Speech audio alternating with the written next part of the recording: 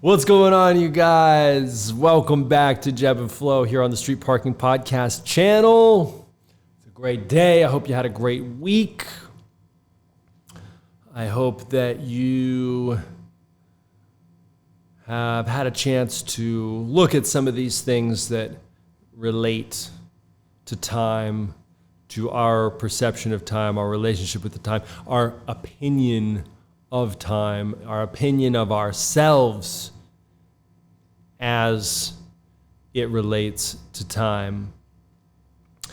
And I believe this one might be the last sort of in the arc of time. That sounds cool. The arc of time.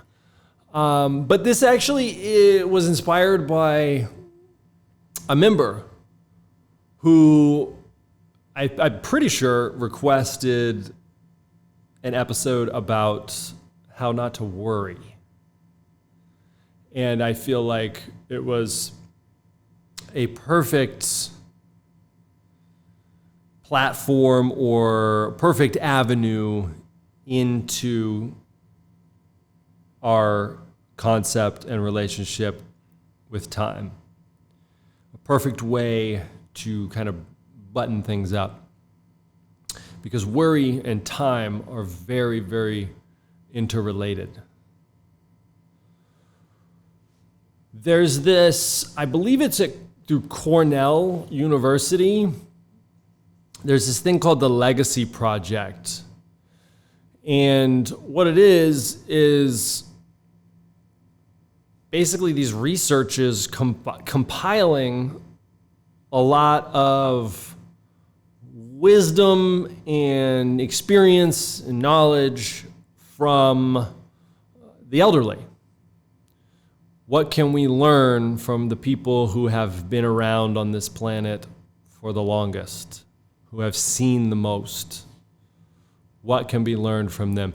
And it's incredible. I was on their website last night looking at some of the advice that these folks had for people right now in dealing with pandemic, uncertainty with work, uncertainty with a lot of things, being cooped up at home, maybe having people that we know that are getting sick or even just highly at risk. And it was really, really insightful. There wasn't one just blanket message from them, but every message that I read was, something that could only be put so beautifully by someone who has seen a lot in life, has experienced life for a long time. So I highly encourage you to go check out the Legacy Project. Why I'm talking about it is one of the things that they did in this project was they asked like 1,300 senior citizens, folks in their older ages, 70s, 80s, what their biggest regret was. And the answers were all over the place. And then some of them were very, very specific. But the most common answer among all of these folks that were, I don't know what the expression is, in the twilight of their years or something like that, the most common answer was, I wish I had spent less time worrying. So I probably should just end it right there. Worrying does nothing. Worrying gets you nothing. Worrying, if there was a way to waste time, worrying would be it. We are spending our energy, our finite emotional, mental, spiritual, maybe even physical resources on worry. And I know that I definitely don't want to look back on my life and regret that I had spent too much time worrying. It's too short. And there's too many things out there to pay attention to than things that are beyond our control or things that haven't happened and only exist in the hypothetical realm.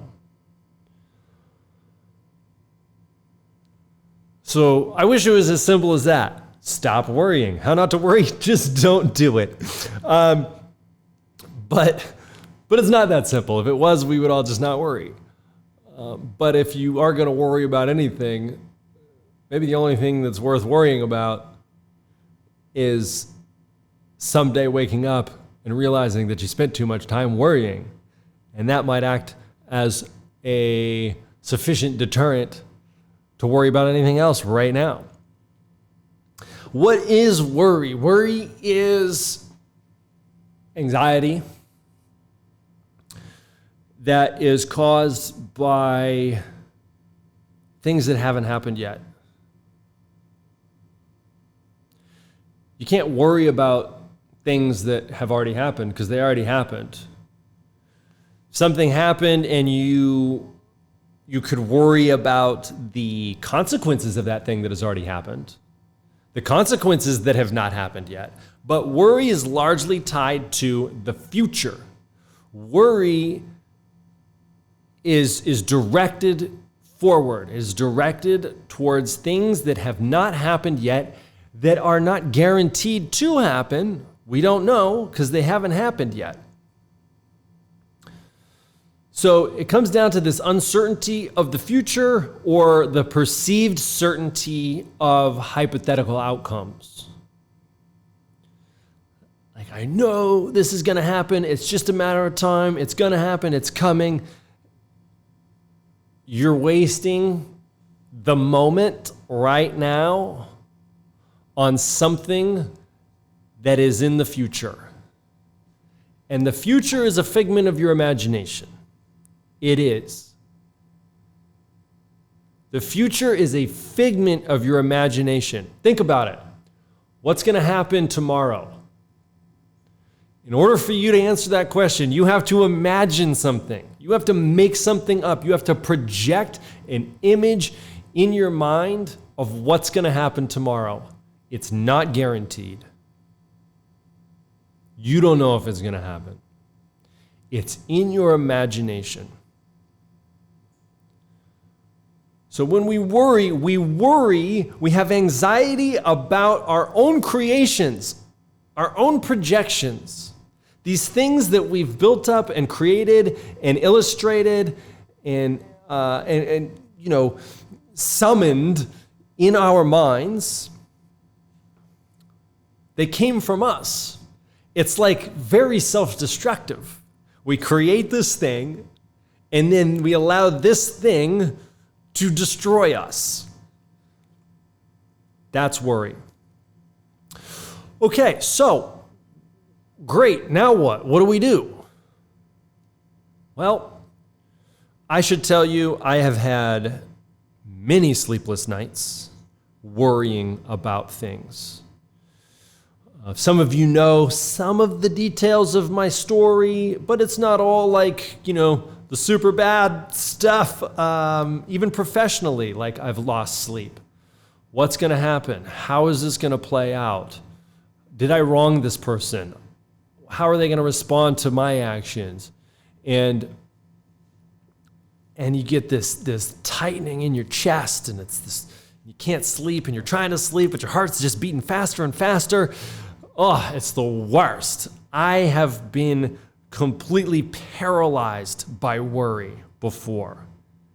And just reminding myself that, hey, this is all in the future. This hasn't happened yet. This is not guaranteed.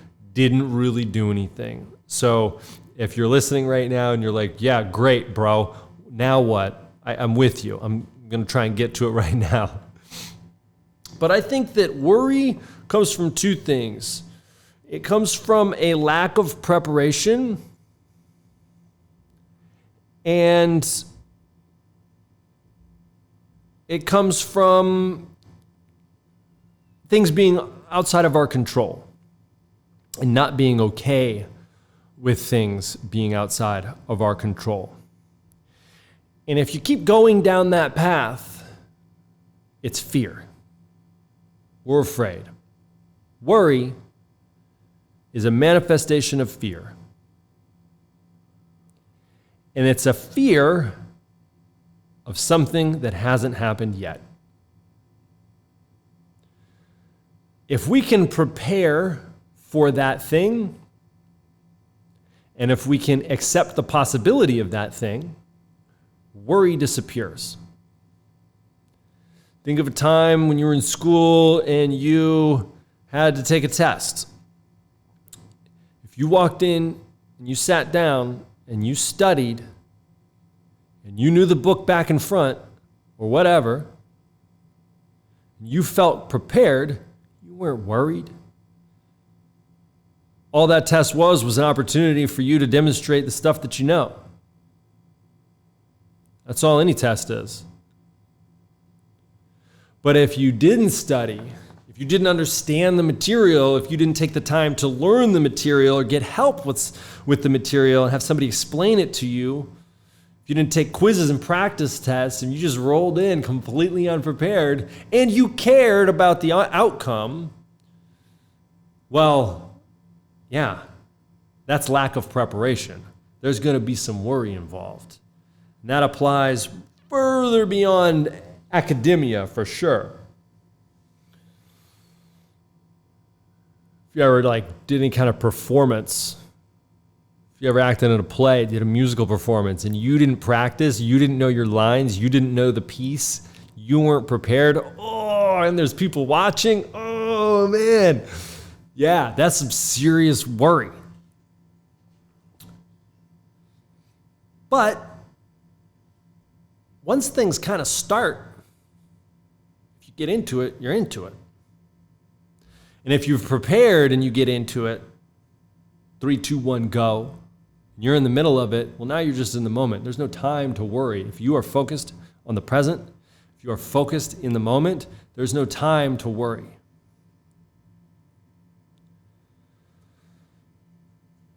So back to fear. Fear of something that hasn't happened yet. Fear of something that we think is going to happen. Or maybe fear that something is not going to happen. Or fear of losing something. Fear of gaining something. But it's fear of the future. Fear of the future. So the solution is preparation, readiness in the present.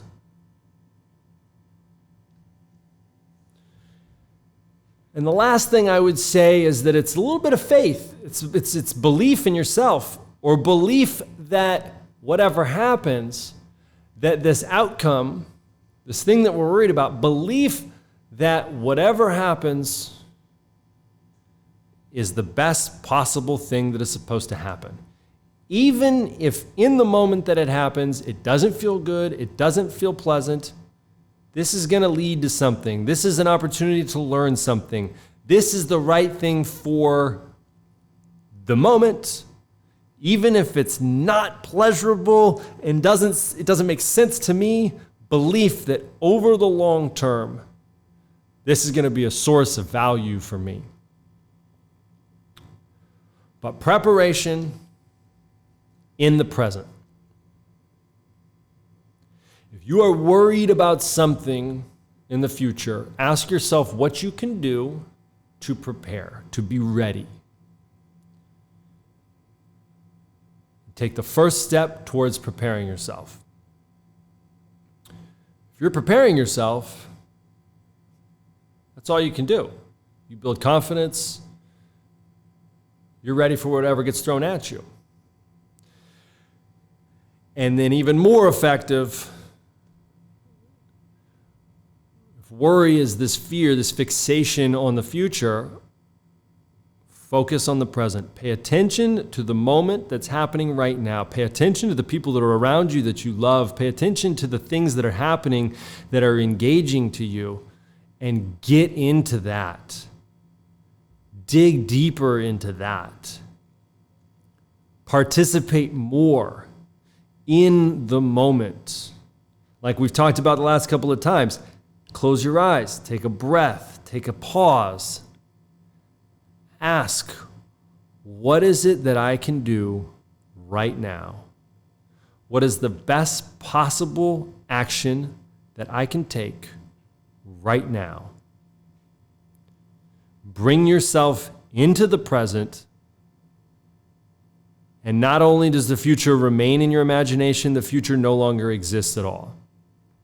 Because you're just right here. And it's a really good place to be. So take that with you into this week. And I hope you have a really good one. I thank you for tuning in, and I love you. Talk to you soon.